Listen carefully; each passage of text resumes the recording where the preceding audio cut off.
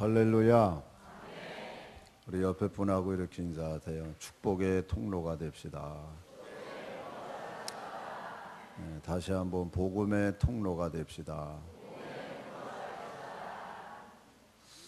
그런데 여러분 한번 스스로 생각해 보세요. 내가 지금 축복의 혹은 복음의 통로로 쓰여지고 있나?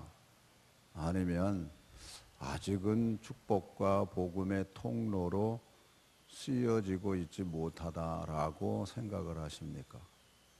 오늘 말씀하고 연결하면 축복과 복음의 통로로 내가 그래도 쓰여지고 있다라고 생각을 하면 빛과 소금의 사명을 잘 감당하고 있다라고 생각할 수 있고요. 만약에 축복과 복음의 통로로 쓰여지지 못하고 있다 그러면 실제 삶 속에서 소금과 빛의 사명을 잘 감당하지 못하고 있다라고 생각하는 겁니다. 그렇게 연결이 되거든요. 물론 자기 스스로 내가 축복과 복음의 통로로 쓰임받고 있다라고 자신 있게 얘기할 수 있는 사람이 얼마나 될까요? 사실 그거는 별로 없습니다, 사실은. 그러나 부족하지만 축복과 복음의 통로로 쓰임 받으려고 열심히 노력하고 있습니다라고 이야기할 수는 있습니다.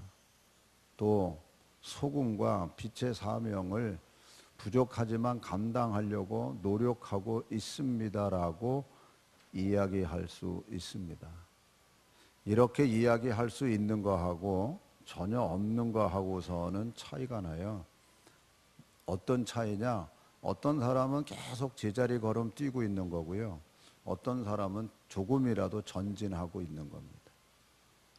나의 신앙이 제자리 걸음 뛰고 있는 신앙이냐? 아니면 그래도 전진하고 그래도 발전하면서 가는 신앙인가 하는 것을 한번 생각해 봐야 됩니다.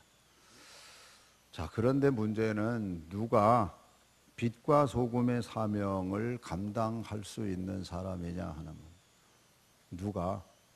누가 빛과 소금의 사명을 감당할 수 있나? 예수님께서 이 말씀 하시기 전에 5장 3절에서부터 팔복을 얘기하셨어요. 팔복. 그래서 3절에서부터 12절까지 한 절씩 교독합니다. 심령이 가난한 자는 복이 있나니 천국이 그들의 것이며 온유한 자는 복이 있나니 그들이 땅을 기업으로 받을 것이며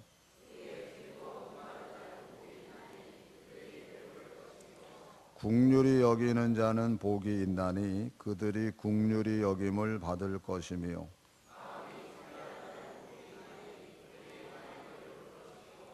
화평하게 하는 자는 복이 있나니 그들이 하나님의 아들이라 일컬음을 받을 것이며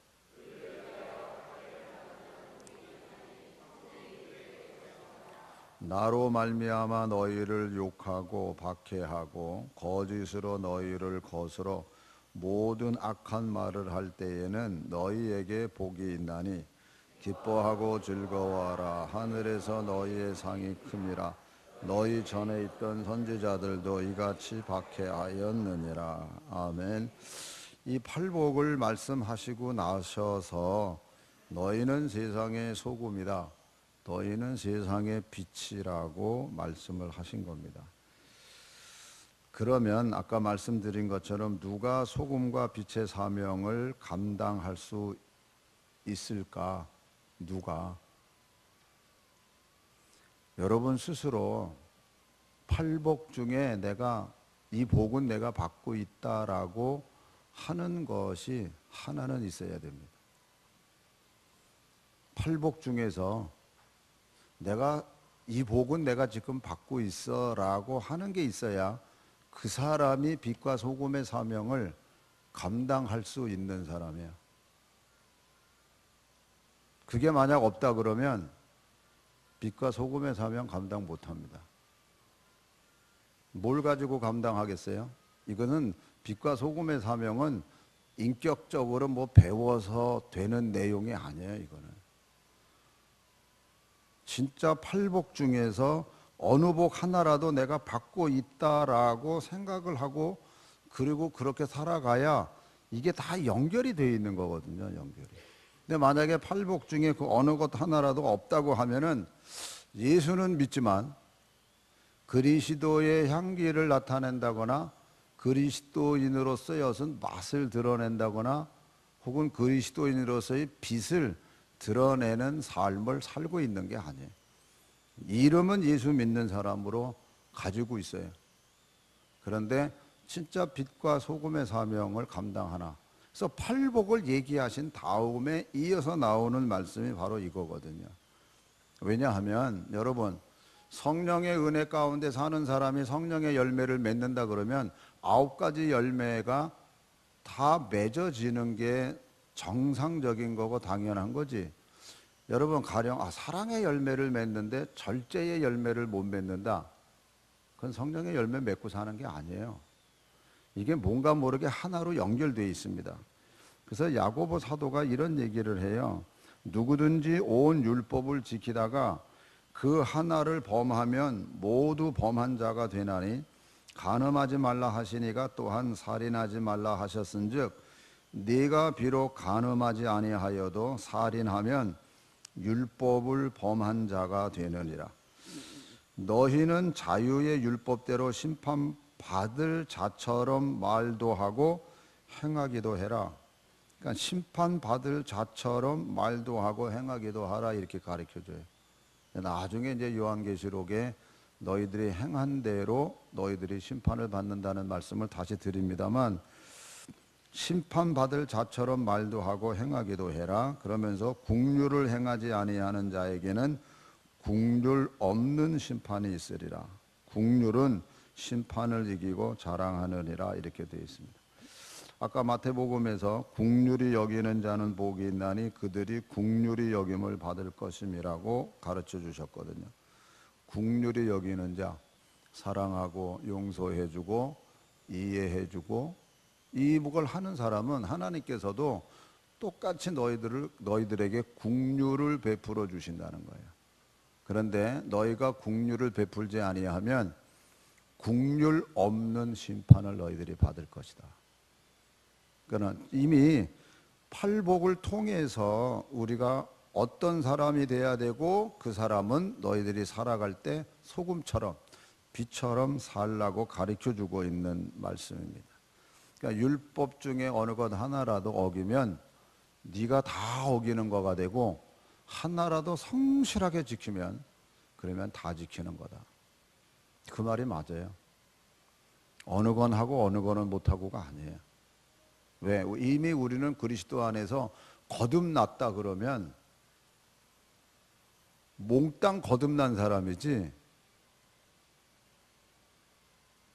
머리 뇌만 거듭났고 말은 거듭이 안 나가지고 입술은 거듭나지 않아가지고 그냥 뇌에서는 명령을 하는데 입술은 지 말하고 싶은 대로 다 한다.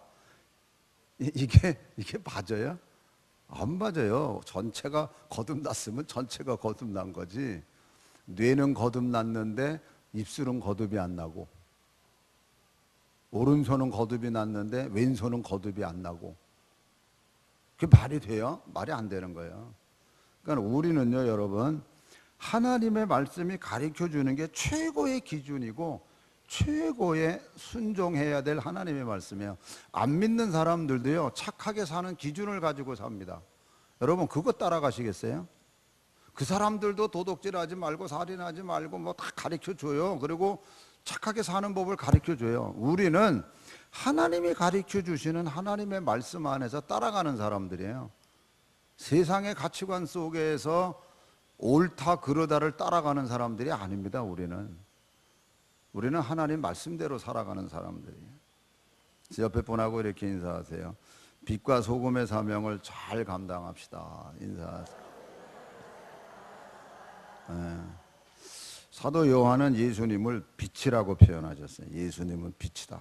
그래서 요한복음 1장 1절에서부터 5절까지 천천히 읽습니다. 태초에 말씀이 계시니라. 이 말씀이 하나님과 함께 계셨으니 이 말씀은 곧 하나님이시니라. 그가 태초에 하나님과 함께 계셨고 만물이 그로 말미암아 지은 바 되었으니 지은 것이 하나도 그가 없이는 된 것이 없느니라. 그 안에 생명이 있었으니 이 생명은 사람들의 빛이라. 빛이 어둠에 비치되 어둠이 깨닫지 못하더라. 아멘.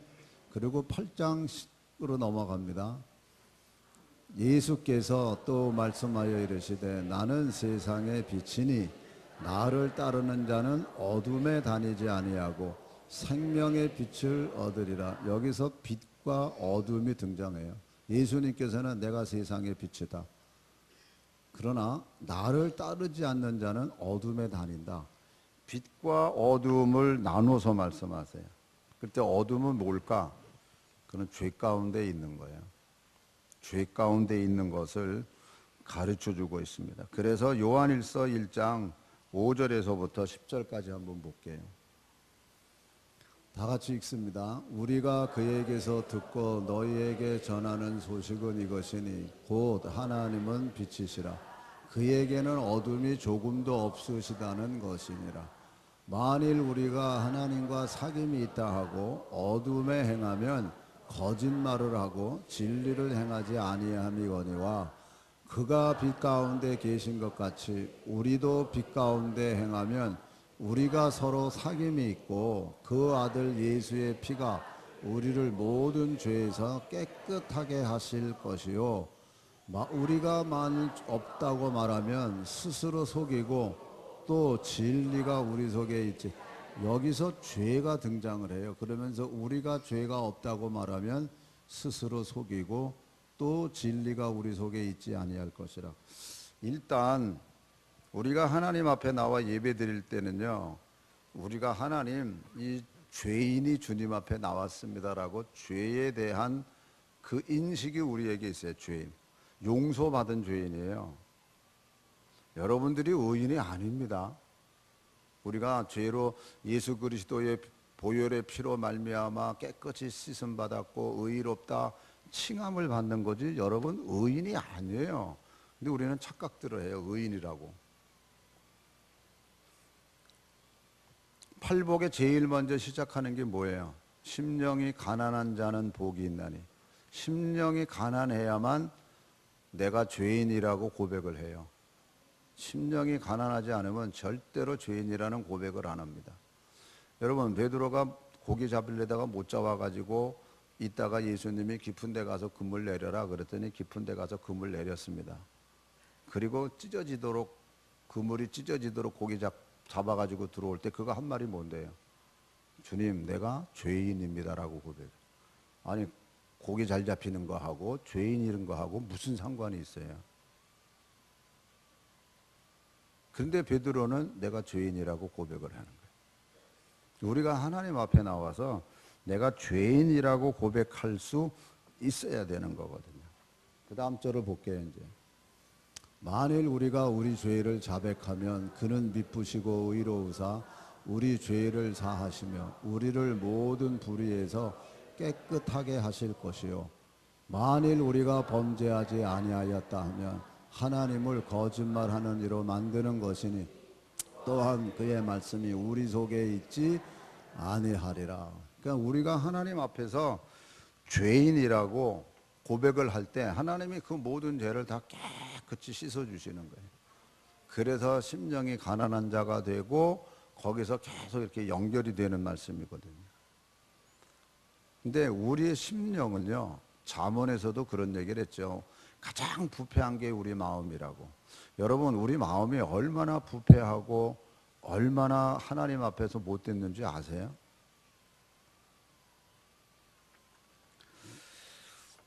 요한일서 3장 2절에서 12절 말씀까지 한번 볼게요. 다 같이 읽습니다. 사랑하는 자들아 우리가 지금은 하나님의 자녀라. 장래에 어떻게 될지는 아직 나타나지 아니하였으나 그가 나타나시면 우리가 그와 같을 줄을 아는 것은 그의 참모습 그대로 볼 것이기 때문이니 주를 향하여 이 소망을 가진 자마다 주의 깨끗하심과 같이 자기를 깨끗하게 하느니라. 죄를 짓는 자마다 불법을 행하나니 죄는 불법이라. 그가 우리 죄를 없애려고 나타나신 것을 너희가 아나니 그에게는 죄가 없느니라. 그 안에 거하는 자마다 범죄하지 아니하나니 범죄하는 자는 그를 보지도 못하였고 그를 알지도 못하였느니라. 자녀들아, 아무도 너희를 미혹하지 못하게 하라. 의를 행하는 자는 그의 의로우심과 같이 의롭고 죄를 짓는 자는 마귀에게 속하나니 마귀는 처음부터 범죄함이라. 하나님의 아들이 나타나신 것은 마귀의 일을 멸하러 하심이라. 하나님께로부터 난 자마다 죄를 짓지 아니하나니 이는 하나님의 씨가 그의 속에 거하며 그도 범죄하지 못하는 것은 하나님께로부터 났습니다. 아멘. 그러므로 하나님의 자녀들과 마귀의 자녀들이 드러나나니 무릇 의를 행하지 아니하는 자나 또는 그 형제를 사랑하지 아니하는 자는 하나님께 자, 요 말씀을 잘 보세요. 하나님의 자녀들과 마귀의 자녀들이 드러나는데 그 형제를 사랑하지 아니하는 자는 하나님께 속하지 아니했다라고 가르쳐줘요. 왜 이 말씀을 하고 있는지 그 다음 절을 보면 이해가 돼요. 우리는 서로 사랑할지니 이는 너희가 처음부터 들은 소식이라. 가인같이 하지 말라. 그는 악한 자에게 속하여 그 아우를 죽였으니 어떤 이유로 죽였느냐? 자기의 행위는 악하고 그의 아우의 행위는. 여러분, 가인같이 하지 말라는 엉뚱한 말이 등장해요. 이름이 등장해요. 그러니까 요한 1서에 사도 요한은 형제를 사랑해라, 사랑하는 말을 굉장히 강조하거든요. 그러면서 아까 하나님의 자녀, 마귀의 자녀 그러고 하면서 가인은 마귀의 자녀로 여기서 등장시키고 있는 거예요. 가인이 어떤 사람이에요? 창세기에 나오는 사람이에요. 어쩌면은 설화 속에 나오는 인물이라고 신학자들은 얘기를 해요.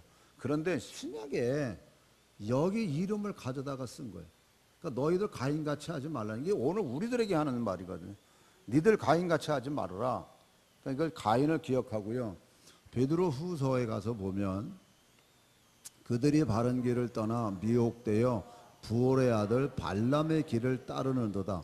그는 불의의 싹을 사랑하다가 자기의 불법으로 말미암아 책망을 받되 말하지 못하는 나귀가 사람의 소리로 말하여 이 선지자의 미친 행동을 저지하였느니라. 여기서 발람이 등장하는데 결국 발람도 불의의 싹 때문에 자기가 불법을 행하는 미친 선지자라고 표현을 해요. 한 사람을 더 추가해서 유다서에 보면은 이렇게 얘기합니다. 다 같이 읽으세요. 화했을진저 이 사람들이여 가인의 길에 행하였으며 싹을 위하여 발람의 어그러진 길로 몰려갔으며 고라의 패역을 따라 멸망을.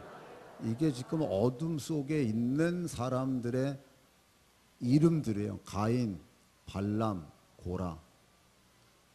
이 사람들이 여기 다들 이제 하나님을 사랑하는 사람이 있고 자기 뜻대로 생활하는 사람들이 있는데 자기 뜻대로 사는 사람들, 이 사람들이 어떤 길을 갔느냐? 가인의 길, 발람의 길, 고라의 길을 가서 결국 멸망의 길로 간다고 가르쳐줘요. 그러면 이제 구체적으로 가인이 어떤 사람이냐는 거예요.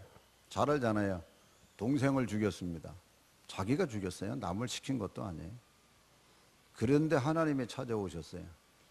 네 아우가 어딨냐? 그때 가인이 뭐라 그래요? 내가 동생을 지키는 자니까.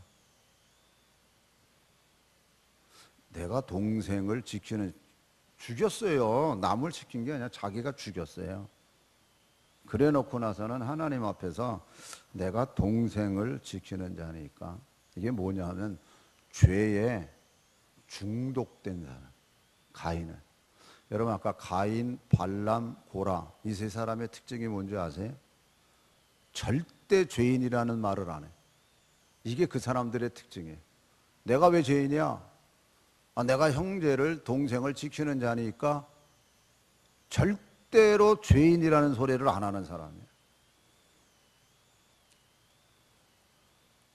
이거는 죄에 중독되어 있기 때문에 자기가 지금 뭘 잘못하고 있는지도 모르고 있는 모습이에요. 이거를 다른 말로 얘기하면 양심에 화인 맞은 사람이라고도 표현할 수 있어요. 사랑하는 성도 여러분, 오늘 우리들도 뭔가를 고치려고, 뭔가를 바르게 하려고, 이거는 내가 고쳐야지 이러고 가는데 고쳐지지 않고 있다고 하는 거는요, 내가 거기 중독되어 있는 거예요. 뭔가의 안일함 속에 내가 자꾸 안주하려고 그러는 거예요. 내가 내 자신을 쳐서 하나님 말씀에 복종시키려고 아까 말씀드린 것처럼 제자리 걸음 뛰는 게 아니라 그래도 앞으로 가려고 노력하고 애써야 되는데 여기에 싫어요. 아파요. 이게 하는 게 고통스럽고 힘들어요. 그러니까 안 해요. 그리고 매 제자리 걸음만 뛰는 거예요. 그러고서 말만 화려하게 해요.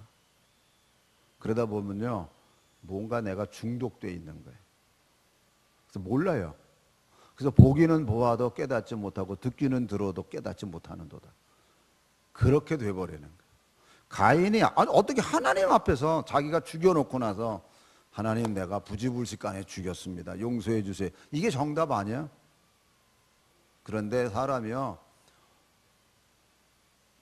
얼쩍거리건 어쨌건 사람이 양심에 화인을 맞아버리니까요, 시인을 하려고 그러지 않아요.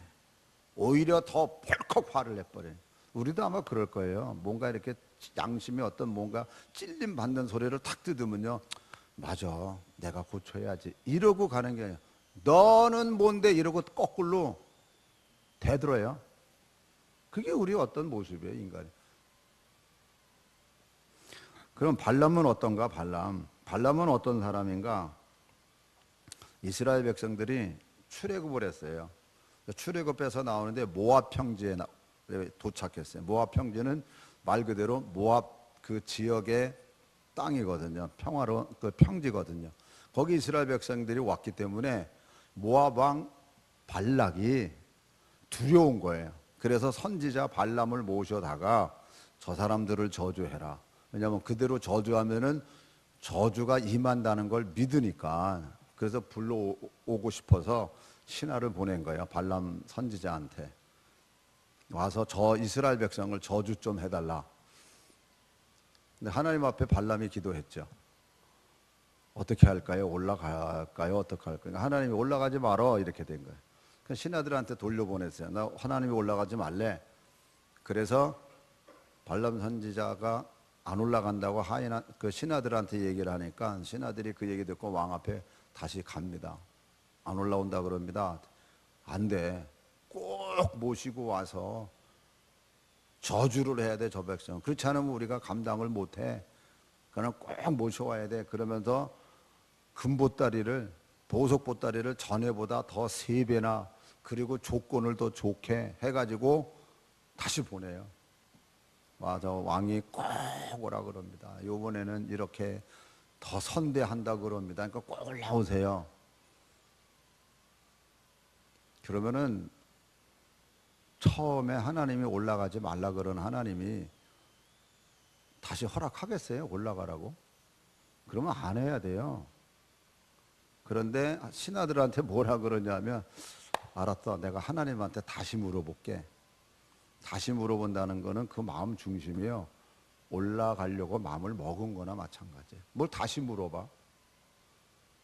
그러니까 하나님께서 하나님 앞에 기도를 하죠. 하나님 올라갈까요 말까요? 그러니까 하나님께서 너 올라가 이렇게 허락하세요. 왜? 너 올라가지 마. 그렇다고 안 올라갈 발람이 아니거든. 여러분들도 기도할 때 한번 정직하게 내가 이미 답을 가지고 있는 그대로 하나님 이루어 달라고 기도를 하는 건지, 아니면 진짜 하나님의 뜻을 알고 싶고 하나님의 뜻에 순종하고 싶어서 기도하고 있는 건지 한번 깊이 생각해 보세요. 내가 어떤 때는 답을 가지고 하나님 앞에 기도해. 하나님, 나 이걸 이렇게 해주세요 하고 답을 가지고 기도를 해요. 하나님이요, 허락하세요. 그것 가지고 응답받았다고 얘기하지 마세요. 하나님께서 너 이미 답을 네가 가지고 있는데 그래, 네 답대로 한번 해봐. 어떻게 되나. 그래서 올라가라 그래서 발람 선지자가 올라가요. 올라가는데 아까 읽은 말씀에 뭐라 그래요? 나귀가 사람의 말을 했다 그랬잖아요. 천사가 발람을 죽이려고 앞에 서 있는 거예요. 나귀 눈에는 그게 보이는데 발람 선지자 눈에는 안 보이는 거예요. 그러니까 나귀가 가다가 칼을 들고 있으니까는 안 가는 거예요. 서가지고. 그러니까는 선지자가 나귀를 때리면서 야 빨리 가, 앞으로 가 하고 막 재촉을 하는데 안 가고 나귀가 막 버둥치다 보니까는 담벼락에 막 이게 부여되잖아요.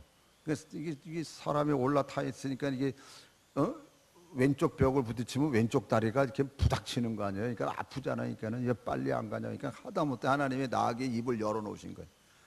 네 눈엔 저거 안 보이냐? 너 선지자라며. 너 가면 죽어. 보니까는 하나님이 이제 그때 비로소 발람의 눈을 열어서 천사를 보게 한 거예요. 그러니까는 칼 들고 서 있는 거예요. 천사한테 물어봐요. 그때 이제 칼 들고 서 있으니까 올라갈까요? 올라가지 말까요? 그러니까 천사가 올라가라고 허락을 해요. 대신에 조건을 달아요. 너 올라가서 내가 전한 말만 해라. 다른 말 하지 말고. 예, 전한 말만 하겠습니다.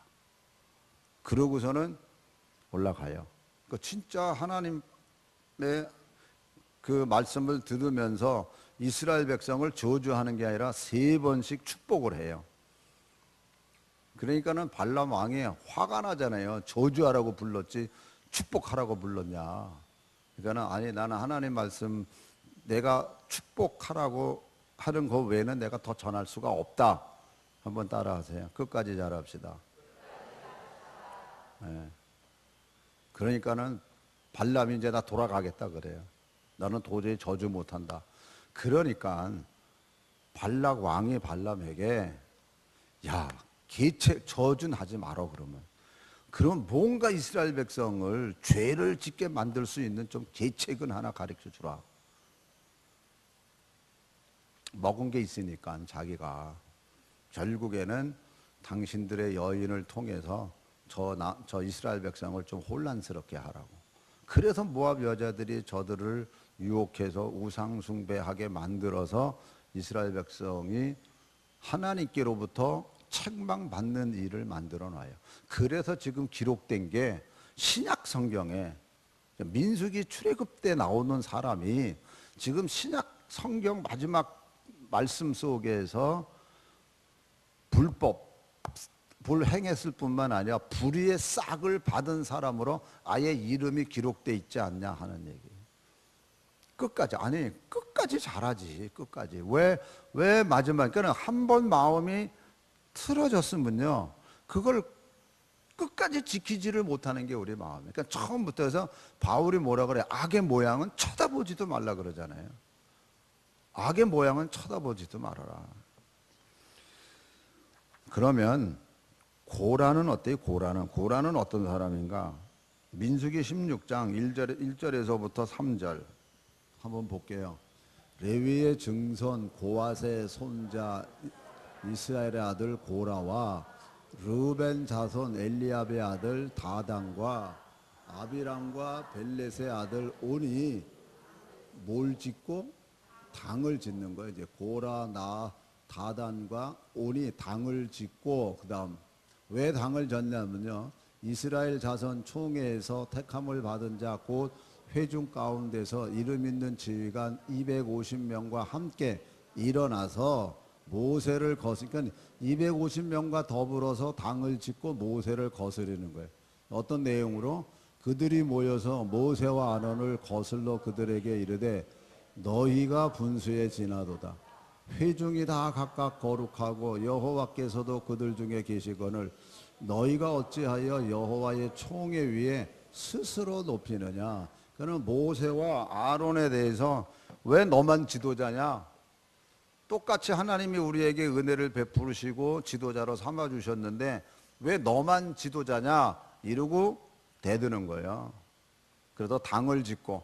그러니까 여러분 비판하다 보면은 비판하는 세력들끼리 뭉쳐져 가지고 당을 만들고 당을 만들어서 대적하는 행위들을 하는 거예요. 이게 사회적인 패턴도 마찬가지잖아요. 그런데 나쁜 거를 바르게 잡는 행위라 그러면은야 당연히 해야죠. 근데 이거는 모세에 대한 권위를 도전한 거예요. 너만 지도자냐? 우리도 지도자다. 그래가지고 하나님이 다 불러요. 너희들이 각자 하나님의 번제 앞에 나와서 그 제단 드릴 때 앞에 다 서라. 그러면 고라 편을 드는 사람 아니면은 이쪽 편에 드는 사람 하나님이 갈라요. 그러고서는 고라 편에 든 사람은 땅이 갈라져서 죽여버립니다. 그때 모세가 그렇게 얘기해요. 하나님, 저들이 그냥 나이 들어서 죽으면은 그게 무슨 의미가 있습니까? 하나님 앞에 불의한 것을 하나님이 보여달라고. 그래서 하나님이 불렀을 때에 갈라놓고 이쪽에 서 있는 사람은 하나님이 다 땅에다가 묻히도록 하나님이 역사하셨어요. 그러니까 여러분 민수기 16장 가서 한번 쭉 읽어보세요. 가인, 발람, 그리고 고라. 이건 어둠의 세상 속에 대표적인 인물로 기록된 사람들이고, 로마서 16장 가서 보면요. 로마서 16장 1절에서부터 볼게요. 내가 갱그레아 교회의 일꾼으로 있는 우리 자매 베베를 너희에게 추천하노니 너희는 주 안에서 성도들의 합당한 예절로 그를 영접하고 무엇이든지 그에게 소용되는 바를 도와줄지니 이는 그가 여러 사람과 나의 보호자가 되었습니다. 너희는 그리스도 예수 안에서 나의 동역자들인 브리스가와 아굴라에게 문안하라. 그들은 내 목숨을 위하여 자기들의 목까지도 내놓았나니 나뿐 아니라 이방인의 모든 교회도 그들에게 감사하느니라.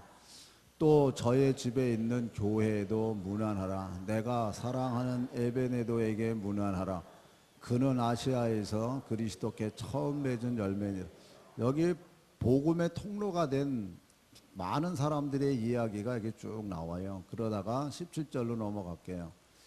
형제들아, 내가 너희를 권하노니 너희가 배운 교훈을 거슬러 분쟁을 일으키거나 거치게 하는 자들을 살피고 그들에게서 떠나라. 이 같은 자들은 우리 주 그리스도를 섬기지 아니하고 다만 자기들의 배만 섬기나니 교활한 말과 아첨하는 말로 순전한 자들의 마음을 미혹하느니라. 너희의 순종함이 모든 사람에게 들리는지라. 그러므로 내가 너희로 말미암아 기뻐하노니 너희가 선한 데 지혜롭고 악한 데 미련하기를 원하노라. 평강의 하나님께서 속히 사탄을 너희 발 아래에서 상하게 하시리라. 우리 주 예수의 은혜가 너희에게 있을지어다. 아멘. 하나님의 성경책에 어둠의 대표적인 인물로 기록되어 있는 사람이 있는가 하면 복음과 축복의 통로로 그 이름이 기록되어져 있는 사람들이 있습니다. 성도 여러분, 우리들의 행위를 보고 계시는 하나님이시고 주님이세요. 그래서 오늘 말씀을 통해서 우리에게 권면하십니다. 어떻게 권면해요? 이같이 너희 빛이 사람 앞에 비추게 하여 그들로 너희 착한 행실을 보고 하나님 하늘에 계신 너희 아버지께 영광을 돌리게 하라. 너희 착한 행실을 보고, 그는 빛과 소금의 사명을 잘 감당하라고 우리들에게 당부하고 있는 말씀입니다. 사랑하는 성도 여러분, 진짜 우리가 예수 그리스도를 믿는 믿음의 사람들이라 그러면 복받는 사람이에요. 진짜 복받는 사람이에요. 그런 사람들이 그것을 표현하는 거예요. 그랬을 때 하나님께 영광 돌리는 사람으로 살아가라고 당부하고 있는 겁니다. 오늘 괜히 축복의 통로요 복음의 통로라고 말씀드리는 게 아닙니다.